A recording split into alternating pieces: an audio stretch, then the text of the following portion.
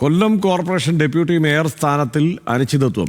ഇന്ന് ചേരുന്ന UDF യോഗത്തിൽ പദവിക്കായി RSPയും ലീഗും അവകാശവാദം ഉന്നയിക്കും. എന്നാൽ സ്ഥാനം വിട്ടു നൽകേണ്ടതില്ലെന്ന നിലപാടിലാണ് ഒരു വിഭാഗം കോൺഗ്രസ് നേതാക്കൾ. വിവരങ്ങളുമായി ഷമീർ അബ്ദുൾ ചേരുന്നുണ്ട്. ഷമീർ, എങ്ങനെയാണ് ഇപ്പോൾ വളരെ അപ്രതീക്ഷിതമായത് എന്ന് വേണമെങ്കിൽ വിശേഷിപ്പിക്കാവുന്ന തരത്തിലുള്ള ഒരു വിജയമാണ് കൊല്ലം കോർപ്പറേഷനിൽ ഉണ്ടായത്.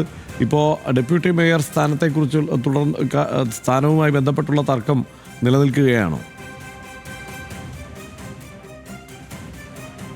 തീർച്ചയായിട്ടും ഹർഷൻ, അപ്രതീക്ഷിതമായി കിട്ടിയൊരു വിജയം. ആ വിജയത്തിൻ്റെ ആഹ്ലാദം ഒരു സൈഡിൽ നിൽക്കുമ്പോൾ തന്നെ ആ മുന്നണിക്കുള്ളിൽ വലിയ അസ്വാരസ്യങ്ങൾ ഉണ്ടാകുന്നു എന്ന് വേണം പറയാൻ.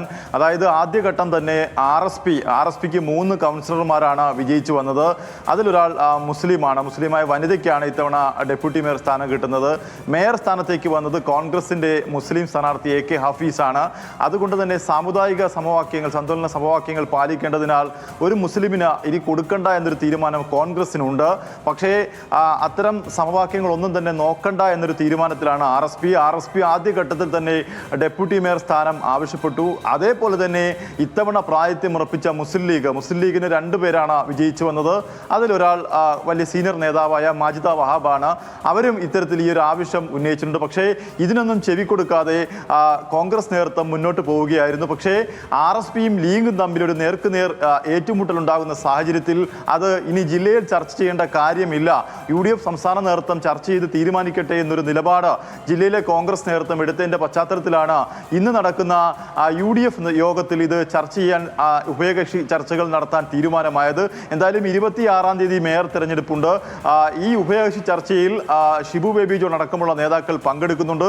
അവർ ആദ്യഘട്ടത്തിൽ തന്നെ തങ്ങൾക്ക് ഡെപ്യൂട്ടി മേയർ, ഇനി 3 പേർ ജയിച്ചു എന്ന് മാത്രമല്ല തങ്ങൾക്ക് ഡെപ്യൂട്ടി മേയർ സ്ഥാനം വേണമെന്നൊരു കടുത്ത നിലപാടിലാണ് അവർ ഉള്ളത്. അതായത് ഈ തെരഞ്ഞെടുപ്പിന് മുമ്പിൽ തന്നെ ആദ്യഘട്ടത്തിൽ കോർപ്പറേഷനെതിരെയുള്ള സമരങ്ങൾ നയിച്ചത് തങ്ങളാണ്. അതുകൊണ്ട് 3 പേർ വിജയിച്ചത് മാത്രമല്ല തങ്ങൾക്കത് അവകാശപ്പെട്ടതാണ്.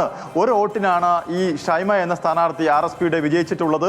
എന്തായാലും ആ അവകാശവാദത്തിൽ നിൽക്കുകയാണ് ലീഗും. ലീഗിൻ്റെ സംസ്ഥാന നേതാക്കളും ഈ അവകാശവാദം ഉന്നയിക്കും. അങ്ങനെ ഒരു അനിശ്ചിതത്വത്തിൻ്റെ സാഹചര്യത്തിൽ കോൺഗ്രസ് തന്നെ ഏറ്റെടുക്കണമെന്നൊരു നിലപാടിൽ കോൺഗ്രസിൻ്റെ ഒരു വനിതാ നേതാവ്, സീനിയർ വനിതാ നേതാവായ ഉദയ സുകുമാരൻ, കരുമാലിൽ ഉദയ സുകുമാരനെ ഡെപ്യൂട്ടി മേയർ ആക്കണമെന്നൊരു അവകാശവാദം കോൺഗ്രസിനുമുണ്ട്. അങ്ങനെ 3 പേരുടെയും ക്ലെയിമുകൾ സംസ്ഥാന UDF നേതൃത്വം പരിശോധിക്കും. ഇതിനുശേഷം ഇന്ന് തന്നെ ഇതിലൊരു അന്തിമ തീരുമാനം ഉണ്ടാക്കാനാണ് ഇപ്പോൾ സംസ്ഥാന നേതൃത്വം, UDFൻ്റെ സംസ്ഥാന നേതൃത്വം തീരുമാനിച്ചിരിക്കുന്നത്. ഹർഷൻ.